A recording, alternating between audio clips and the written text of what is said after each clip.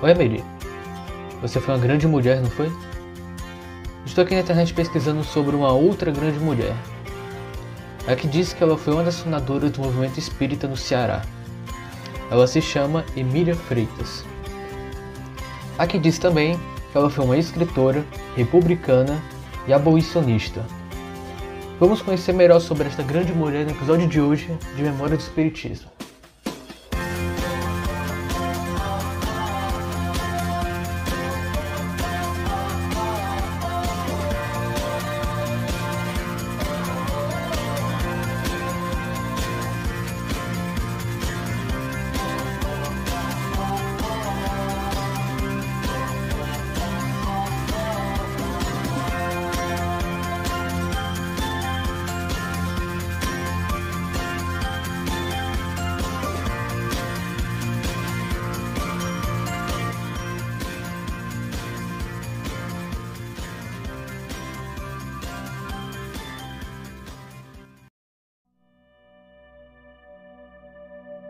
Emília Freitas nasceu em 1855 em Vila União, atual Jaguaruana, distrito de Aracati, pertencente à província do Ceará. Desde cedo, ela escreve poemas. Quando Emília tinha cerca de 14 anos, ela perdeu o pai, o avô e o irmão mais velho. A família restante se transfere para Fortaleza. Na capital, seus estudos concentram-se na geografia, no inglês e no francês, e ela torna-se professora após concluir a escola normal. Os estudiosos de sua obra indicam que, desde cedo, Emília apresentou preocupações políticas.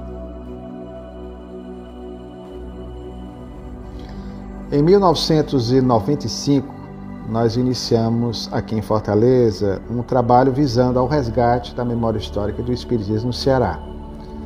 E tentamos levantar dados, informações sobre aqueles pioneiros, bandeirantes da Boa Nova Espírita, que numa época de grandes dificuldades de divulgarem a doutrina sistematizada por Allan Kardec em terra cearense, pelo preconceito, pelo desconhecimento, pela ignorância a respeito do que era o Espiritismo, nós nos deparamos, ainda no segundo lustro, no segundo quinquênio da década de 1990, com um nome incomum, uma das mais incríveis e lamentavelmente esquecidas personalidades da história do Espiritismo em nosso estado, a poetisa aracatiense Emília Vieira Freitas.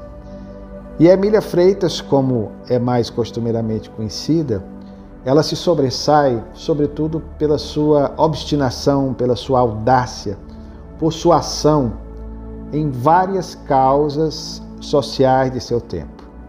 De fato, uma mulher muito à frente de sua época, o Brasil e o Ceará oitocentista, destacando-se como poetisa, como jornalista, como escritora, como romancista, como simpática, mesmo no Império, ainda às ideias republicanas, e curiosamente, mesmo sendo mulher, tinha uma admiração profunda pelo trabalho da maçonaria, instituição grandemente importante para as lutas políticas do Brasil no século XIX, como a questão religiosa de 1872.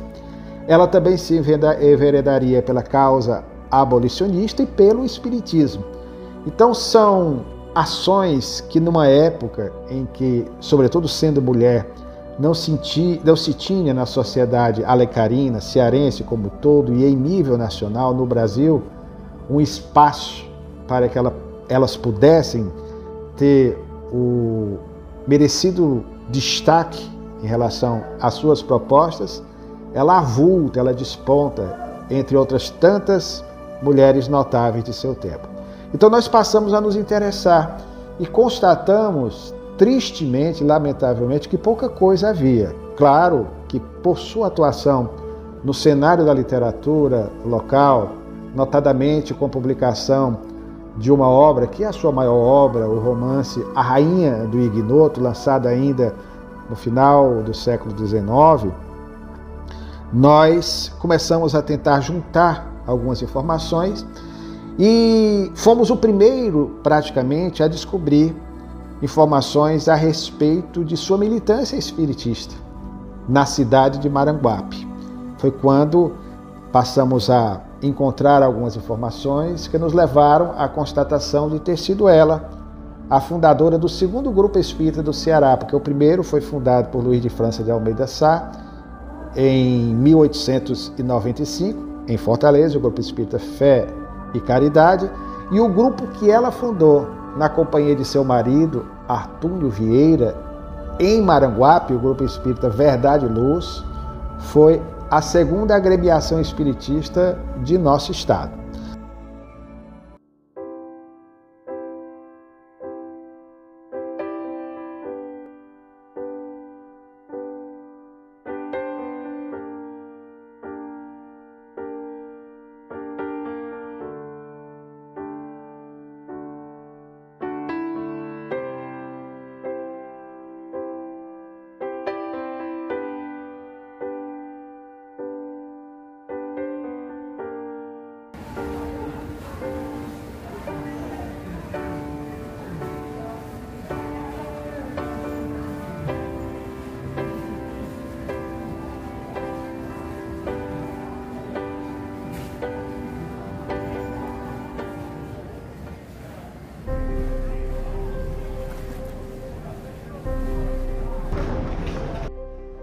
Estou aqui no Instituto do Patrimônio Histórico e Artístico Nacional, IFAM, antiga escola normal, lugar onde estudou Emília Freitas, um ano após a sua inauguração, em 1885.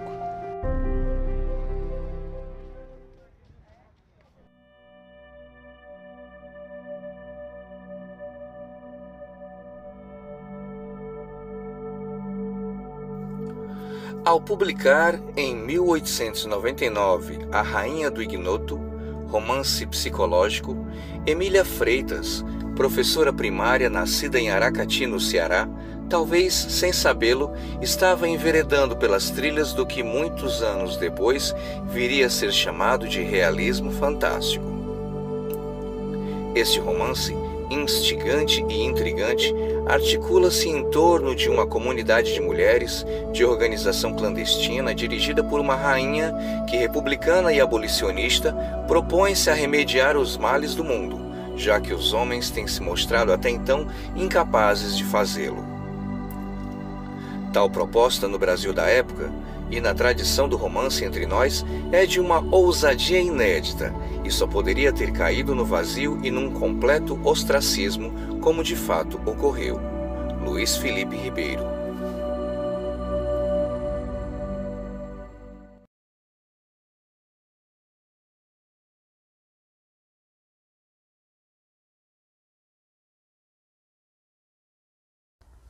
Veja, Miri.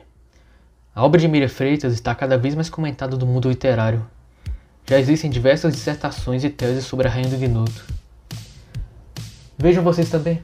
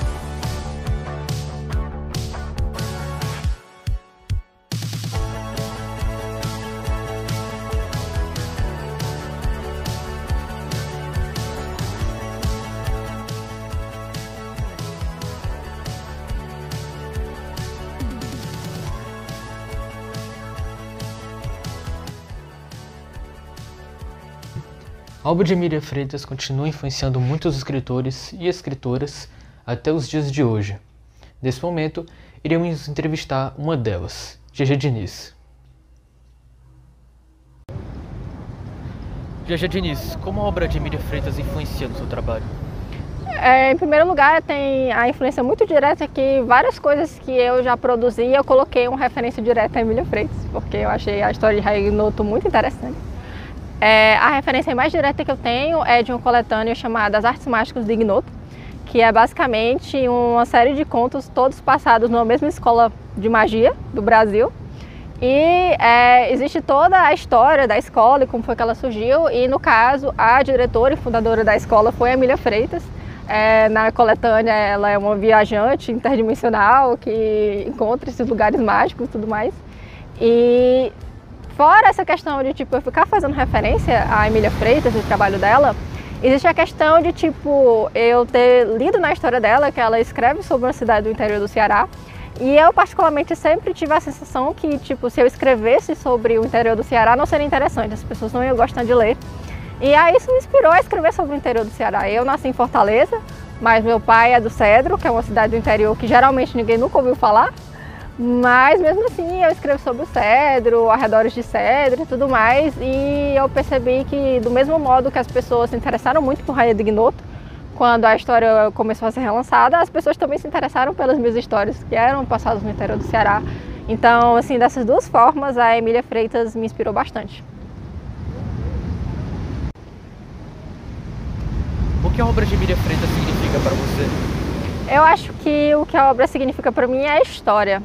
Porque sendo autora de ficção especulativa, geralmente as obras que as pessoas falam como sendo clássicas são obras escritas principalmente por autores homens brancos, que é outra questão para outro momento, mas especificamente de autores homens brancos que são dos Estados Unidos, que são de países anglófonos. Então, parece que não existe uma tradição de ficção especulativa no Brasil, mas existe, e a Emília Freitas faz parte dessa tradição. Então, para mim, realmente é a questão de saber que existe uma história, existe um histórico, existe uma tradição.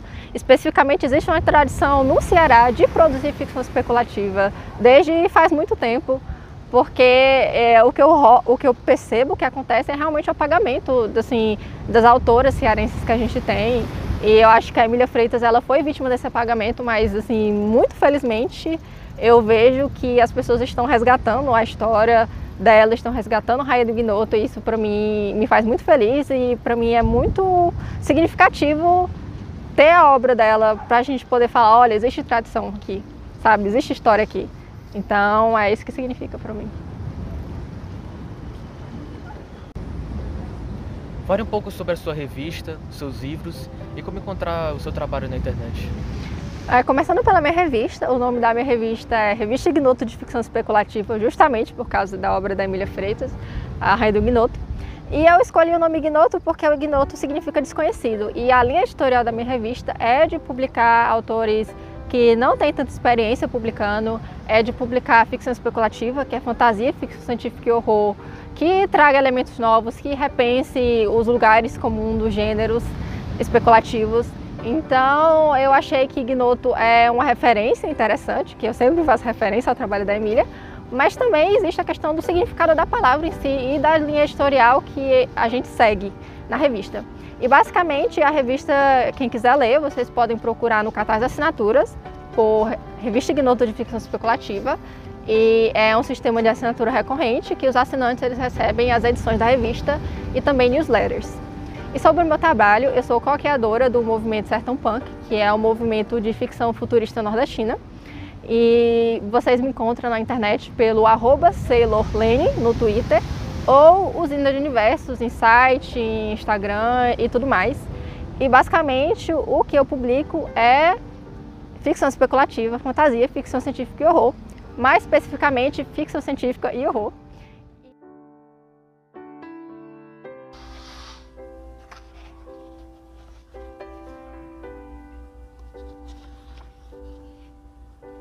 Amelie, esta obra é realmente fantástica. Vamos conhecer agora a Nayane Ribeiro, que fez um trabalho sobre esta obra.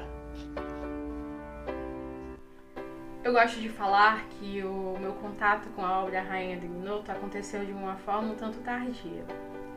Sou jaguarunense, mas o meu primeiro contato com a obra Rainha do Ignoto aconteceu quando eu já estava na faculdade. Cursei letras na FAFIDAN, que é um campus da UES no interior do estado do Ceará, que fica na cidade de Limoeiro do Norte. E esse encontro ele foi mediado pela professora Fernanda Cardoso, que na época coordenava o grupo de estudo de literatura de autoria feminina. Fernanda sabia que eu era jaguarunense e me perguntou se eu já tinha lido ou ouvido falar da obra Rainha do Ignoto, de Emília Freitas, e que essa escritora, ela tinha escrito esse livro no final do século XIX. E, para minha surpresa, eu nunca tinha escutado esse nome, nem de relance. E eu fiquei chocada com essa informação e não hesitei. Procurei o livro, primeiro na internet, não encontrei um exemplar disponível para venda, e aí fui procurar na biblioteca da faculdade se existia algum exemplar. Felizmente, na biblioteca existia um exemplar da obra. Li aquele livro com uma ânsia que na minha vida eu nunca tinha lido livro algum. Então eu devorei aquele livro como se fosse algo que fosse necessário para minha existência. E ali eu me reencontrei quando eu li pela primeira vez A Rainha do Ignoto, porque era uma escritora jaguarunense que tinha escrito esse livro no século XIX e em momento algum da minha existência enquanto aluna na rede pública, no ensino básico, me foi mencionado aquilo. E eu senti como se algo me tivesse sido negado durante a minha vida. Eu não tive esse direito de ler Emília Freitas e discutir com os meus colegas em sala de aula esse livro. Então, eu senti naquele momento que algo me tinha sido negado. Emília Freitas, em seu livro, ela afirma que o livro dela não teve padrinhos ou moldes. Isso indica o quê? Que não há, em A Rainha do Ignoto, um padrão estético literário a ser seguido, né? Ela vai brincar com romantismo, ultra-romantismo, aspectos do gótico, aspectos, né, um tanto de realismo. Então ela vai brincar com várias estéticas que estavam em efervescência naquele período, mas não vai se afixar em nenhum deles, ela não vai seguir nenhum padrão. Isso mostra, de certa forma, um pouco do que a Emília era como pessoa. Uma mulher que esteve sempre à frente do seu tempo. Uma mulher que casou tardiamente. Uma mulher que se dedicou a disseminar a doutrina espírita no Ceará, publicando em jornais. E a Emília, na sua obra, ela traz esses aspectos do espiritismo também.